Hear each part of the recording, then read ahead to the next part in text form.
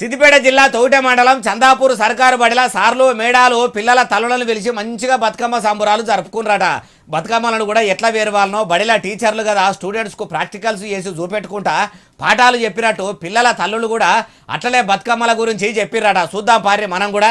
అగో అట్లా గునుక పూలు, తంగేడు పూలు, శామంతి పూలు, బంతి పువ్వులు తెచ్చి స్కూల్లో ఇట్లా సాలుపూత కూర్చొని పిల్లలను సాలుపూత కూర్చుండబెట్టుకొని ముందుగాల తప్పుకుల గుమ్మడి ఆకులు పెట్టి అటెనక సిక్కి తంగేడు పువ్వు వేరిసి దాని మీద గునుగు పువ్వు వేరిసి అట్లనే తీరు పువ్వులను ఇట్లా వేరిసి బతుకమ్మను ముస్తాబు చేయాలని ముద్దుగా వివరిస్తుంటే చదువుకునే సంటి పిల్లలు కూడా చక్కగా సార్లు మేడారు చెప్తున్న పాఠాలు వింటున్నట్టే బతుకమ్మ గురించి తల్లులు చెప్తుంటే ముద్దుగా విన్నారట. అటెనక సిక్కిగా బతుకమ్మలను తీసుకుపోయి స్కూల్ మైదానంలో ఇట్లా పెట్టి అందరూ గుండ్రోటిగా తిరుగుకుంటా పెద్దలకు వచ్చింది ఉయ్యాలో పెత్తరమాస ఉయ్యాలో బాలలకొచ్చింది ఉయ్యాలో బతుకమ్మ పండుగ ఉయ్యాలో అని బతుకమ్మ పాటలు వాడుకుంటా బతుకమ్మ పండుగ ఎందుకు జరుపుకుంటారో దాని వెనక ఎంత పెద్ద కథ ఉన్నదో పిల్లలకి వరిచ్చిరట.